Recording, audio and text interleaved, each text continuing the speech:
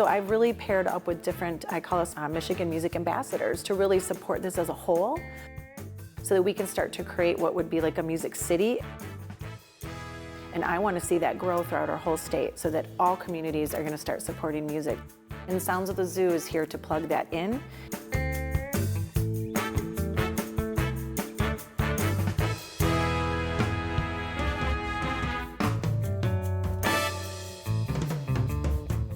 All right, here we go. Jennifer Hudson-Prenkert, you are described as, get ready, dynamic, influential, festival director, renowned for your exceptional skills in a lot of things. I think this was my destiny. I mean, when I look back, I have definitely felt this passion for having my own voice out there in a really unique way. And so sometimes when I look back, it makes perfect sense of where I landed. And here we are seeing what's on your t-shirt, Yes. Sounds of the Zoo. Let's get right that. to what this is all about. Essentially, it's a music festival, but it's a mission-based and an artist-driven music festival. I have a background in booking music, and the idea of having a week-long festival, it actually came out of COVID, the fact that there was nothing going on, and I wanted to show that you could have something from Monday through Sunday.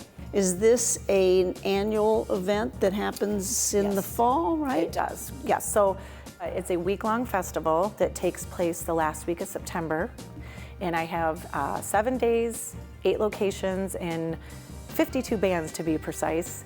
That's all free for the community. And how can that be? How can it be free? Well, that's a good question. I'm working on that. No, it's free because I do get sponsorships and raise the money myself, and I like to look at myself like a kind of a $1 at a time. It's a very community, grassroots-driven way to think of money. Behind everything for me is it's truly about the art. One of the things I do also is I do bring a celebration to diversity and inclusion, and my pillars are bringing awareness to mental health and sustainability. And so I think this was another way for me to open those doors. When I was in school, I went to Western Michigan University, and our music scene was just thriving. Every day of the week, there was something going on. I joke and say I don't know how I graduated, because I was always out seeing live music. It was the culture. Now, that was your education. It really was my education. You're right, absolutely. And I remember thinking as 18-year-old here in town, like, you know, if I owned a music venue, you know, what could I do? Or if somebody would buy it, I could run it. So I think somehow I planted that seed from the beginning. And that was even before I knew that Gibson Guitar Factory was born here. I really didn't know that, which is interesting. And I also want to pay homage to the history of Kalamazoo music. In school, like I said, we would have music, you know, every day of the week. So that was sort of paying homage to Club Soda and Harvey's were two big places. There was so much talent, and there still is. It just, things have shifted. So this really has grown out of something extremely organic, kind of phoenix rising from the ashes. What is it about Kalamazoo that makes this all work? Number one, our location. We are centrally located. To come into Michigan, you got to get through us to go to a lot of places. But really, our history in arts it goes very deep. So we've always been known as an artistic community. Culturally, we have all the ingredients are here. You know, my larger goal is to make Michigan a music destination state. How does one take advantage of this week? You can get on my website. We have all of our bands on there, so you'll find out like what place each band is playing. And then you can start to figure out where you need to go and with the times, and you can basically just show up for free for all the things. I've got 4 days at live music venues in Kalamazoo, and on the weekend, Friday, Saturday, Sunday, we then move into Bronson Park. And that is where I call it like the mini fest for the weekend is birthed. But we do have social district drinking available, which is really exciting to be able to walk around responsibly with a cocktail and support different businesses and bars and restaurants that participate in that program. But then also to go have, you know, we have food trucks I'm really excited about, but we also want to make sure that the restaurants are being supported as well. So it really is this, you can bring a chair down to the park, hang out, go grab dinner, come back. There's other things happening in the community as well, but this is just another stopping point. You mentioned early in life, pretty much destined for this, but have you gotten more passion over the years? It sounds like your trajectory is straight up. I think so. I think honestly, I look back at I think influence just being in theater. I was raised in theater since I was little, running around the Ramsdale Theater in Manistee with my grandparents. Yeah, and just my parents are really into music. I mean, I tell my parents all the time it's their fault. We joke about it. And we're actually really big fans of PBS and NPR and public radio and TV. I was raised on it. Is there a favorite part of your creative process? I mean, obviously the end result of seeing it come together when the shows are happening and I can see all the pieces and the people and watch how people react. I think that's my very favorite, but I'm learning the collaborations are really important. So it's different than just throwing a concert together. How do you know after your zoo festival is finished that you've done a good job? For me, it's just having somebody come and enjoy themselves, seeing someone smile, looking over and seeing someone dance. That's how I measure success. Do we see you on stage?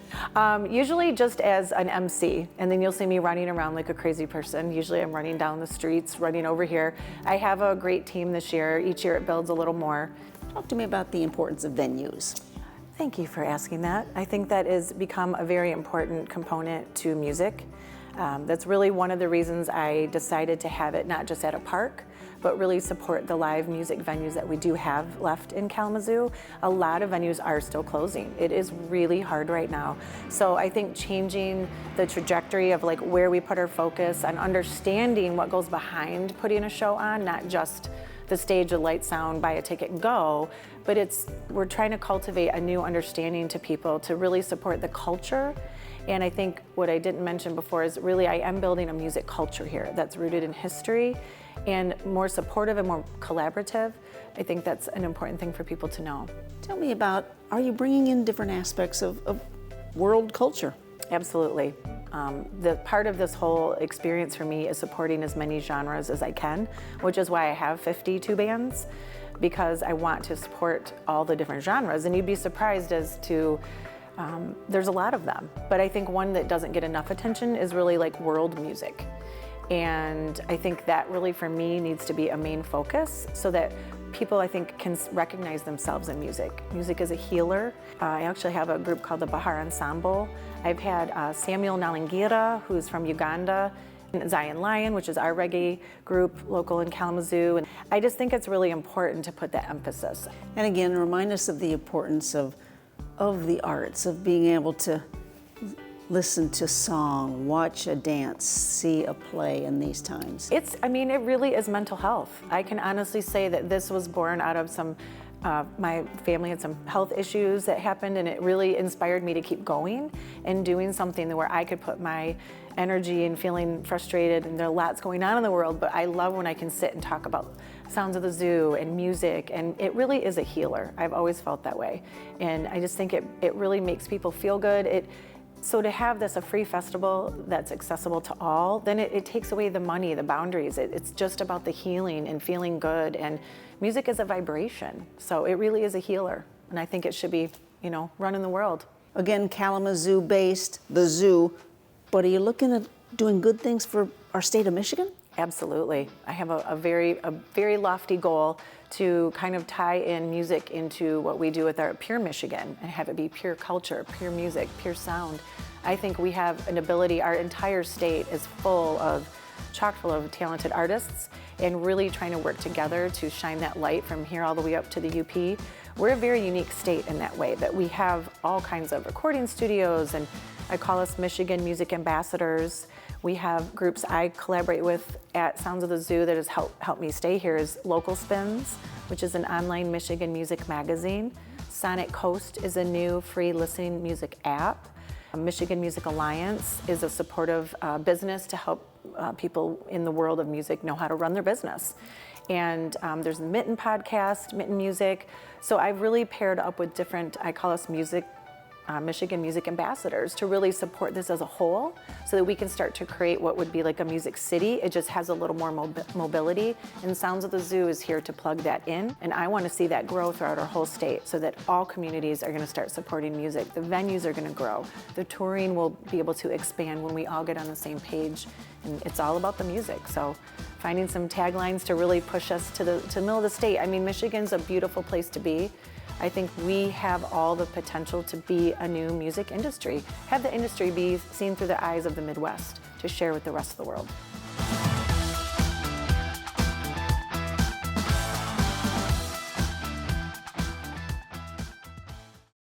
Be sure to find us on YouTube and Instagram. Exclusive videos, extended content, and behind-the-scenes pictures. Just search Kalamazoo Lively Arts.